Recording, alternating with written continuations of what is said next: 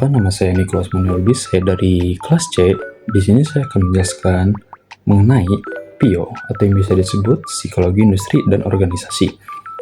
Nah, jadi PIO itu apa sih? Jadi PIO ini adalah cabang ilmu psikologi yang mempelajari perilaku manusia di tempat kerja yang bertujuan untuk meningkatkan kinerja, kesejahteraan, dan efektivitas individu maupun organisasi.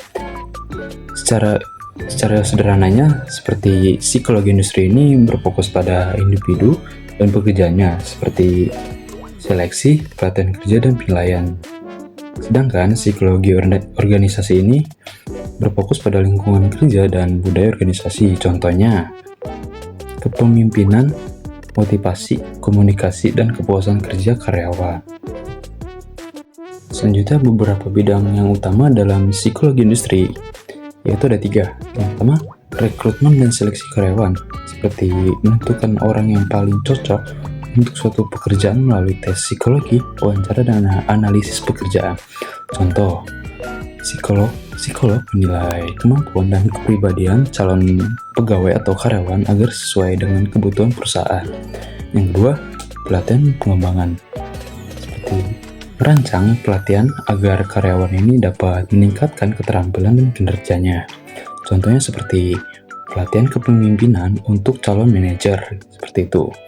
Dan yang terakhir yaitu penilaian kinerja, yaitu mengevaluasi seberapa baik seseorang bekerja berdasarkan standar tertentu perusahaan.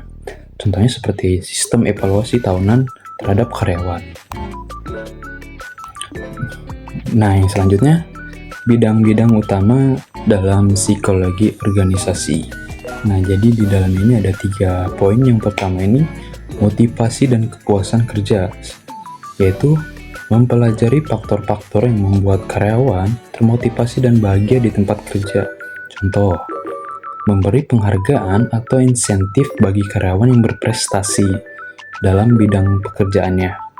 Dan yang kedua, kepemimpinan dan komunikasi, yaitu meneliti gaya kepemimpinan yang efektif dan bagaimana komunikasi mempengaruhi kerja tim. Contoh, pemimpin yang terbuka dan suportif cenderung memiliki tim yang lebih produktif.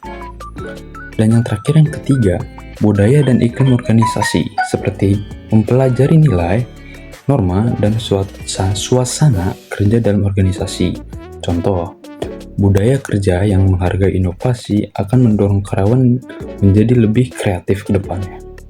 Seperti itu. Selanjutnya, manfaat psikologi industri dan organisasi. Jadi manfaat dari PIO ini ada 4. Yang pertama ini membantu organisasi dan perusahaan dalam mencapai tujuannya.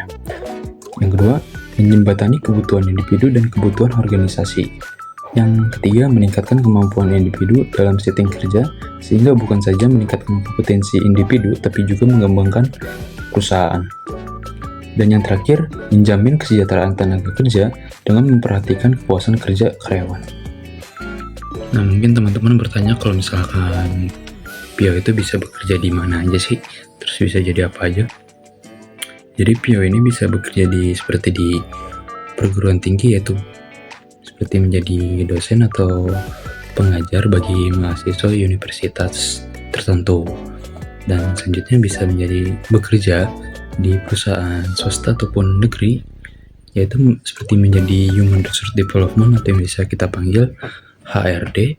Dan selanjutnya kita juga bisa bekerja di aparatur sipil negara atau yang bisa disebut ASN, yaitu yang bekerja untuk pemerintah.